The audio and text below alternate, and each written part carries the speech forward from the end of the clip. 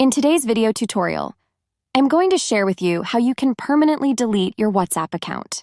People delete their WhatsApp accounts due to privacy concerns, a desire to take a break from social media, switching to alternative messaging platforms, or simply wanting to declutter their digital life. Changes in personal circumstances or preferences may also prompt someone to delete their account. To do this, simply head into your WhatsApp. You will then have to tap right here to head into your settings. On the settings page, select this option of account. Tap onto this last option of delete my account.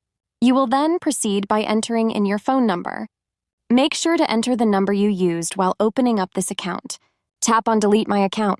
You will then put in any reason as to why you want to delete your WhatsApp account. Click on next and tap on delete my account. Your WhatsApp account will get deleted permanently. All your data, including chats and media, will get erased, and this option can't be undone.